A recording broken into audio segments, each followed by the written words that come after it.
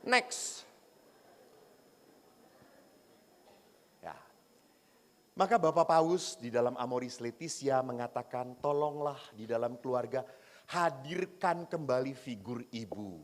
Apa? Hangat, penuh kasih sayang, lemah lembut. Ibu tuh motivator, bener. Wanita itu tidak akan berkata tidak bisa sebelum berusaha terus menerus. Betul. Sebelum mati wanita akan berkata tidak. Tidak. Saya tuh paling jengkel kalau udah panitia yang menghubungi saya wanita. Saya sudah berkata, nggak bisa Bu, tanggal ini nggak bisa. Ya sudah, Romo bisanya kapan? Alah kampret, kata saya itu.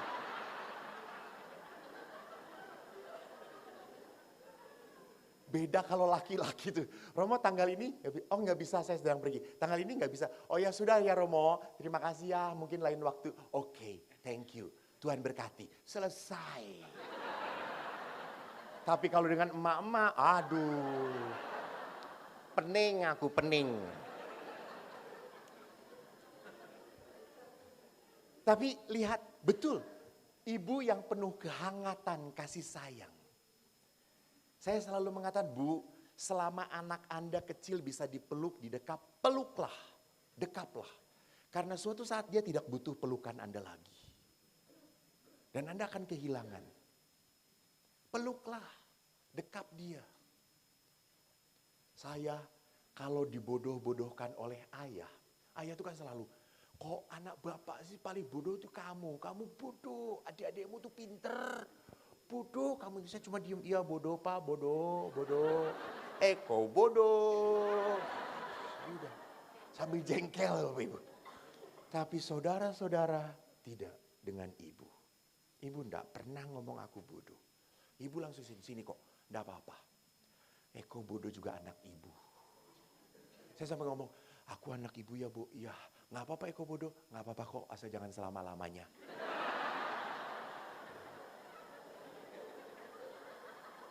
Dan betul, sekarang saya enggak bodoh. Sedikit.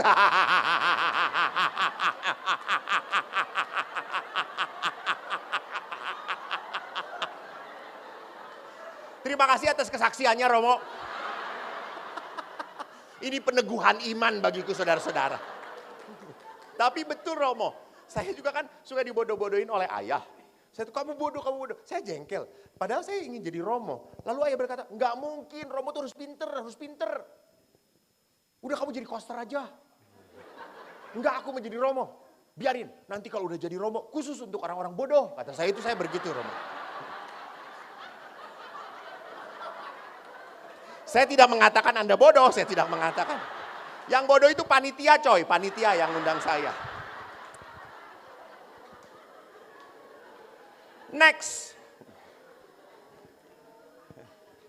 Hadirkan figur ayah, Baki Paus mengatakan. Apa? Ayah adalah figur yang menolong. Bahwa dalam kehidupan itu ada batas-batasnya. Bahwa dalam kehidupan itu seorang anak harus berani melawan dunia. Bahwa seorang ayah itu memperlihatkan kerja keras, gigih. Saya walaupun dibodohkan, ayah yang mengatakan, walaupun kamu bodoh, jangan pernah nyerah. Jangan pernah nyerah. Kamu harus pinter di tempat lain. Maka saya pinternya apa? Mengambil hati guru. Saya kan kalau matematika paling nggak bisa toh. Guru itu kan pinter menjelaskan dan membuat kita pening. Jelas semuanya, teman-teman, jelas. Kok enggak? Kamu ini bodoh, iya Pak, nggak ngerti Pak, gitu. Sehingga pada saat menjelaskan, biasanya kan zaman dahulu kan pakai kapur toh. Bukan. Lalu kalau kapurnya habis, kok yang berdiri? Pak Guru, habis kapur. Ya kok, saya ambilkan di ruang guru ya. Ya, saya ambil. Lalu kalau zaman dahulu kita buat tugas, kan yang dikumpulkan kan buku-buku kita toh. Anda bayangkan satu kelas itu 35 anak. Berarti kan banyak banget. Siapa yang bawa itu? Saya, Pak Guru, saya bawain. Ke ruang guru ya kok? Ya, Pak Guru. Meja saya tahu Pak Guru. Ya. Di rapot, berani ngasih 5? 5 5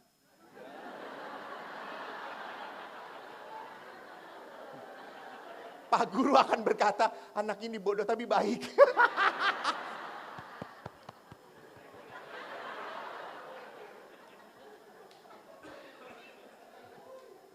Saya nggak mau kalah gitu ya. Buat orang itu tidak nyaman. Sehingga apa? Oh baik juga si Eko ini gitu ya. Next. Maka Bapak Paus mengatakan menarik sekali. Next yo. Okay. Tidak ada keluarga sempurna. Tidak ada keluarga yang jatuh dari surga, terbentuk sempurna, dikemas sekali dan bagi semuanya. Enggak. Semua butuh perkembangan tahap demi tahap dalam kemampuan untuk mencintai. Lihat, untuk mencintai dan menerima pasangan itu butuh tahap-tahapan. Maka, kalau kita ingin langsung bahwa setelah nikah semuanya jadi beres, next, kita menghadapi tantangan perkawinan yang gak gampang. Next. Kenapa? Pertama, banyak harapan yang tidak terpenuhi. Banyak keinginan yang tidak bisa disampaikan. Banyak perasaan negatif, marah, jengkel yang tidak tersalurkan. Saya kok mimpinya menikah dengan dia seperti ini, kok jadinya seperti itu. Dulu dia ini Romo, selalu nemenin saya. Selalu jaga saya, selalu menomorsatukan saya. Saya itu betul princessnya dia. Sekarang Romo pembantunya dia. Ganti lampu aja itu Romo, ganti lampu. Saya udah ngomong suami saya berminggu-minggu, Pak lampunya mati. Suaminya berkata, oh iya mati. Dan gak diganti-ganti Romo. Sampai akhirnya saya naik sendiri pakai tangga. Dan suami saya ngelihat dari bawah. Ma, awas ma. Nanti kalau jatuh sakramen perminyakan lagi. Kurang ajar sekali Romo.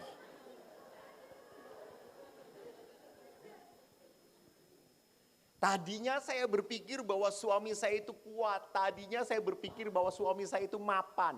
Tadinya suami saya berpikir bahwa istri saya itu mandiri. Tadinya saya berpikir itu istri saya itu bisa masak Romo.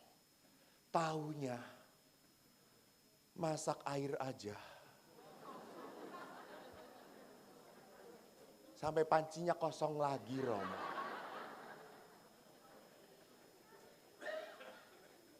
Jadi lihat. Coba. Kalau saya katakan benar atau salah. Banyak sekali perkawinan yang di luar harapan dan mimpi kita. Betul atau tidak? Ya. Tapi Anda tetap bersama, betul atau tidak? Karena Anda bodoh.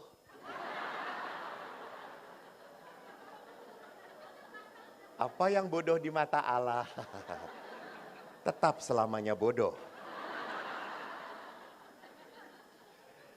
Maka Bapak Ibu, kalau kita hanya berpikir tentang apa? Tentang ketidakmampuan suami, ketidakmampuan istri, ketidakcocokan. Lama-lama kita buat tembok. Lama-lama kita berpikir, kita enggak bisa lagi nerusin perkawinan deh. Itu lihat. Karena apa? Karena banyak kekecewaannya. Kekecewaan itu makin bertambah pada saat kita melihat ke keluarga orang lain. Tuh lihat. Suaminya baik banget, setiap ke gereja dipegang tangan istrinya. Lihat kalau salam damai dipeluk istrinya. Lu salam damai malah salam ke tante-tante dulu. Istri lu dilupain. Lu emang kampret lu. Dasar turunan ucing garong lu.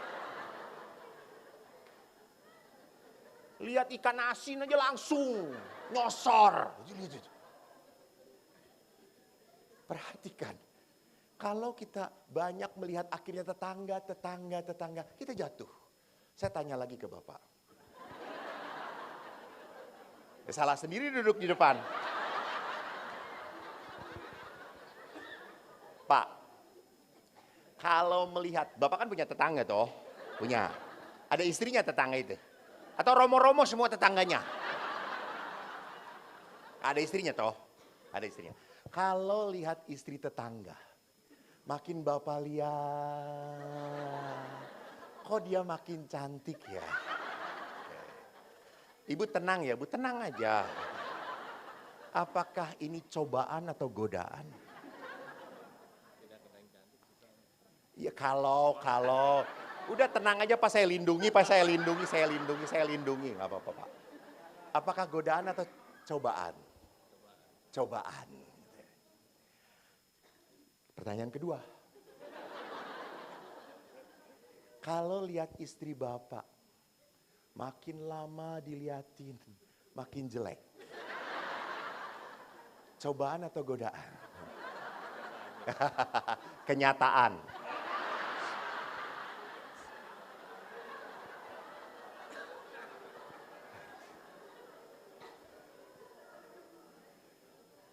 Jadi kita harus mengerti kenapa akhirnya saya makin sulit berelasi dengan pasangan. Karena saya melihat godaan-godaan. Ini kok gitu, itu kok gitu. Kata dia kok dia bisa kayak gini ya. Kok keluarga kita nggak kayak gitu ya. Itu lihat. Akhirnya selalu melihat something wrong with our family. Bahkan nanti dilihat, sekarang saya ingin lihat memperlihatkan apa yang terjadi di dalam sebuah perkawinan. Saya berapa menit lagi ya? Aku kok lupa. 5. Habis. Masih panjang Romo. Amplopnya aja gope, masih panjang.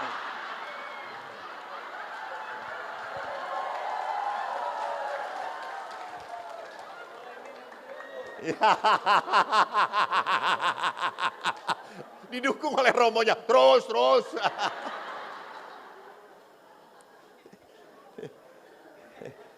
Baiklah, hari ini salib yang paling berat dalam hidup saya, saudara-saudara.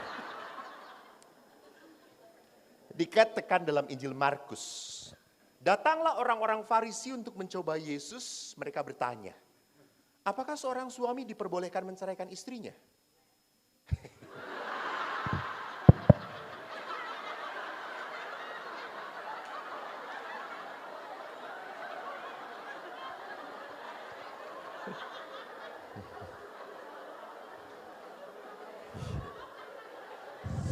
Sesama setan jangan mengganggu.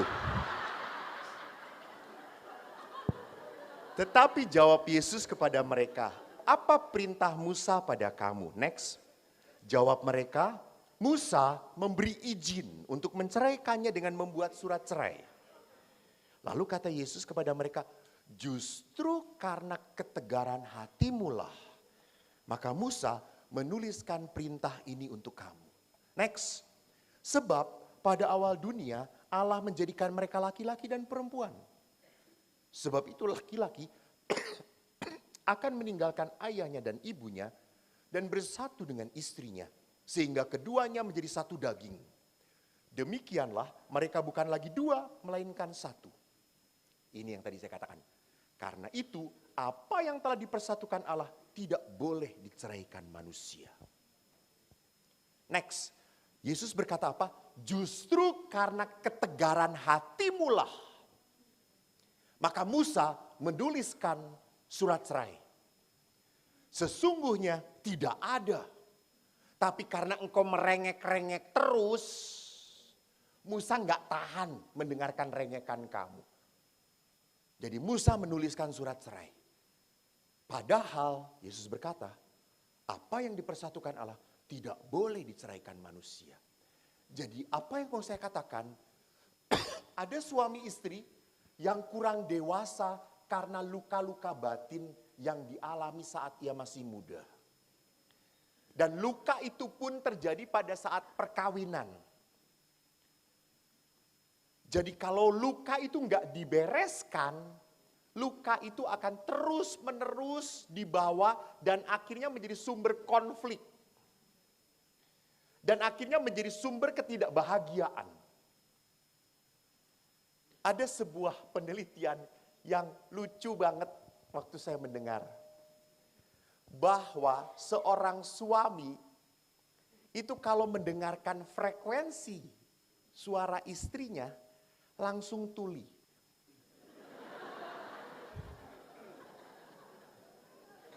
Betul ya Pak ya? Betul. Gitu. Maka semakin tua kalau diajak ngomong istrinya langsung, hah? Apaan? Nggak denger. Jadi pernah ada seorang bapak itu tuli, lalu sama istrinya, Romo tolong doakanlah. Supaya suami saya ini jadi bisa mendengar lagi. Lalu suaminya deketin saya dan berkata, jangan didoain, jangan. Lebih baik saya tuli Romo gitu ya. Menderita ngedengerin dia terus. Jadi kenapa bisa terjadi seperti itu? Karena terluka. Saya sedih sekali pada saat mendengar kemarin sharing seorang imam.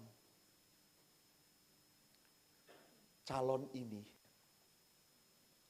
mau menikah, sudah penyelidikan kanonik, sudah beres MRT, tinggal nunggu hari perkawinannya.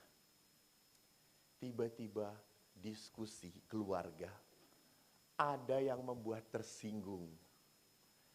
Lalu karena tersinggung, seluruh keluarga laki-laki pergi. Dan akhirnya perkawinan itu batal. Karena apa? Terluka. Dan tidak jarang juga para ibu kalau sudah suaminya pergi, senang, bahagia. Terbebas.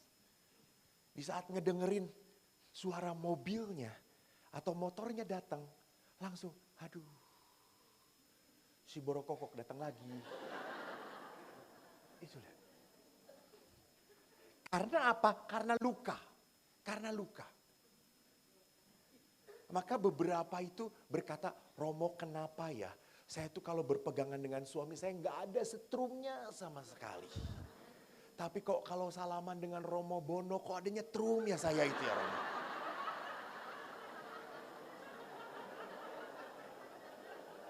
Kok ada sengat-sengat maut gitu ya Romo. Itu.